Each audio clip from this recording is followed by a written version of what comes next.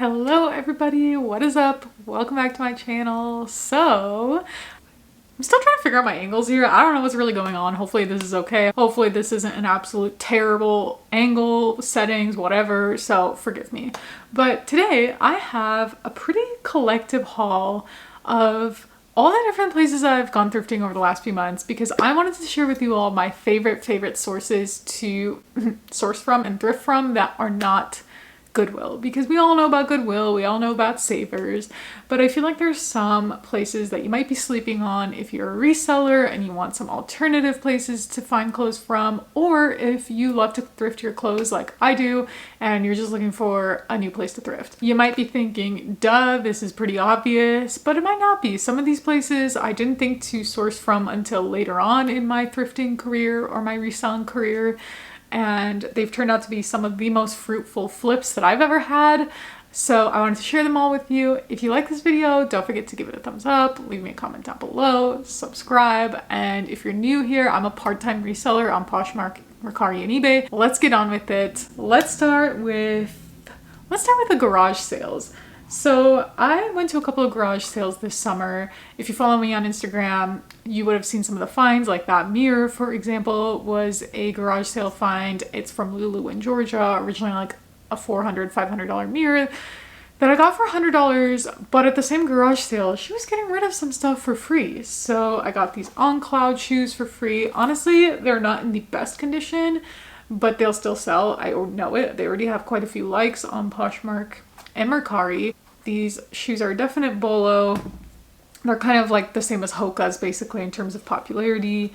And then these loafer Randall booties are really fun. I couldn't believe she was getting rid of them. She basically told me that her wife had outgrown her shoes during her pregnancy and she was just trying to like get rid of them. She had a ton. I could have taken all of them, but I didn't want to look like a weirdo. So these were two that I grabbed. One pair already sold. And another pair is a pair of rag and bone, just black Chelsea boots, but I'm not going to show like everything. These boots alone retailed for like over $300. So the things that people get rid of for free at garage sales are nuts. I've already made back $30, I think, just by selling the one pair of shoes, which paid for, you know, a third of that mirror. And so if everything sells, I will basically make my money back on that mirror plus a little bit of profit. The pair of shoes that actually sold from the garage sale were this pair of Vince flats. I had them listed, I think, for $40 or $50, and they sold pretty quickly for full asking. So pretty awesome. Okay, the next one is the place I love to hate on the most, Plato's Closet. Plato's Closet, sometimes you can find hidden gems there, like hidden gems there, like these UGG slippers, which like last year these were going for like $300. I shit you not. This year I don't know if they'll go for the same amount. It's summertime, so I haven't listed them yet, but these are a size 7, so definitely a popular size. They were $19 and I could probably get at least $80 to $100 for them. So yes, I did pay up for them, but the return will hopefully be greater. Sometimes Plato's Closet just doesn't know what they have. Sometimes they don't know that what they have is rare. So I tend to find some like unknown brands there, like, you know, they'll mark up Shein, but they don't know what Manolo Blahnik is, which is a pair of shoes that I've gotten there before for I think $7 and flipped them for around $150, I want to say. You know, sometimes you can tell by the label or just by touching things. So I highly recommend sourcing a Plato's Closet, even though I love to hate on them sometimes. Sometimes they don't know every single brand. Vuori is another great example. I found a Vuori sports bra there for like $6 the other day and I have it listed on my Poshmark for $40. Next up, I know I said no Goodwill, but the Goodwill boutique, in my opinion, is different. Some of my best flips ever have come from the Goodwill boutique. These are a pair of pants I'm actually keeping for myself. Eventually, I'm sure I'll list them, but these are from Aritzia. It's the TNA brand. I got these for I think like $8. They were half off. Sometimes some of their stuff is expensive, but I'm sure I could sell these for like $40. They tend to not price their jeans up very high, so I flipped a lot of jeans from Girlfriend, Mother, a Goldie from the Goodwill boutique. Again, it's another one of those places where sometimes they don't know what they have. Another really great example is this sweater I got. It is from a brand called La Mer. It was $8. I had a 50% off coupon, but it sold for $200. That is a great flip. And again, I love to dog on Goodwill for their high prices sometimes, or the Goodwill boutique for their high prices, but there are some hidden gems. So yeah, I love the Goodwill boutique. I love shopping there. Sometimes I hate it, but sometimes I love it. Another one is the bins, which some people are afraid to go with the bins. And yes, this is a Goodwill brand, but it's not just like the racks, it's digging through bins of clothes. The reason why I love it is because I can discover new brands just by grabbing random things. For example, this tank top from the brand Lip Service.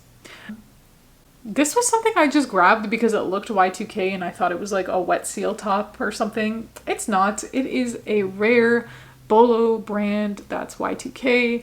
And I have it currently listed for $300. It already has so many likes, and some of their tanks have sold for even more than that. And apparently it can be a really quick flip. So I'm excited to see what I'll get for that. But yeah, I just love finding new brands that way, or old brands that I already knew about. Sometimes I don't want to pay up for it at the thrift store. So this is a St. John blouse. It's a size 14. I actually still need to get this listed. The thing with this is it has some makeup stains, and I've tried to use hydrogen peroxide and that didn't really work. So if you have any suggestions, let me know. This is stunning. I don't know that I would have bought this at the thrift store because it has stains on it, but at the bins, when I'm paying like probably less than $1 for this one item, I'm gonna buy it. So even if it's sold for like $40, I'd be happy considering all the stains it has. But it's 100% silk, so it's a little bit hard to wash.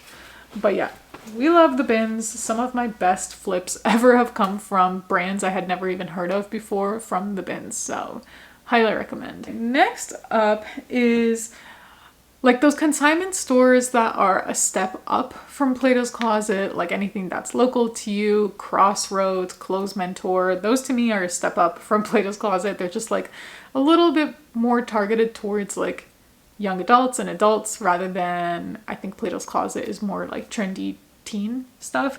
So first up, we have the Stod bag. So this was one of those things where I just kind of was like, what in the world is that bag?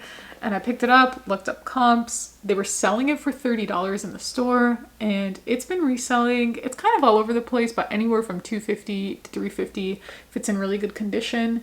So I have this up on my Poshmark closet, and it was an awesome find. Again, another example of sometimes they don't know what they have, so you just have to kind of like figure it out as you go along. Watch a lot of YouTube videos, touch stuff, and see what feels like it's good quality and look it up on the spot. Free People is a brand that some people might not pay up for, but I definitely paid up for this dress. This was $28, which doesn't sound like a lot, but for me it kind of is. This is a rare dress. It's kind of an interesting like wrap dress situation, but this was selling for around anywhere from $200 to $300. Some of the lower listings were like $150. I'm kind of hoping to get in the $150 range for this because it's missing a fur collar around it, unfortunately, but I still think I can get a decent amount for this. It's such a pretty dress, and I love Free People. It is actually my, I think, second or third most sold brand in my closet of all time.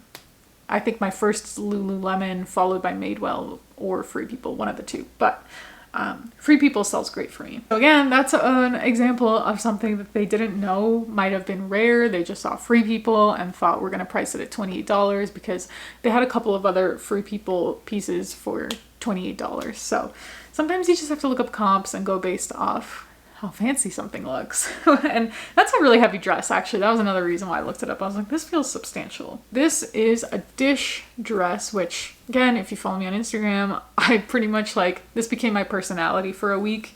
I tried it on, ended up loving it.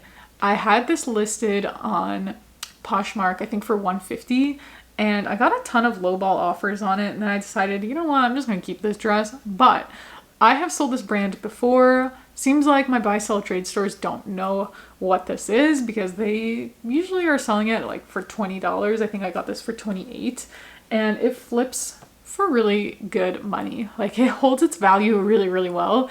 So Dish is a great brand, and a brand that they don't know about. Last but not least, another place where I love to get some inventory from and clothes for myself. These are examples of future potential inventory, but things that I'm wearing now, which is one of my favorite things to do. But I got these pants off Facebook Marketplace. They're the Babaton Command pants. I got these for $15. I've had these pants before actually, but unfortunately they ended up being too big on me. I lost a little bit of weight, so I had to size down. I was kind of annoyed because I spent $150 on those pants and then they were too big on me. So I'm selling the size 4s. I got the size 2s for $15. That is 10% of the original price. And once I'm sick of them, I'm sure I can sell them and get my money back. So Facebook Marketplace is a great place to find clothes that people no longer want and don't know the value of, such as, this is another Aritzia example actually, but this is the Wilfred Free Ghana jacket. This retails for $200. She had it listed for $45. I offered her $35. And the great thing about Facebook Marketplace is you don't have to pay shipping and tax. You just meet up with someone, you know, obviously be safe, but we did a public meetup and I got this jacket from her, which I don't know if I'm going to wear this. It's a little bit big on me, so I might just end up throwing it up on my Poshmark. Originally, I wanted it for myself, but yeah, and those are reselling on Poshmark anywhere from like 80 to 150 bucks. So not a bad deal. And last but not least, another rare item the person didn't know the value of. I think I paid $20 for this, but it's a Patagonia Cinchilla. I believe that's how you pronounce it. That's what it looks like, in case I totally butchered that. Sweater. The reason why this goes for a lot is because it's a rare print. This print goes anywhere from $150 to $175. I just really love these colors. Like, they just, as you can see, it kind of matches my room. It sparks so much joy for me. So I kind of want to wear this like at least once before I sell it.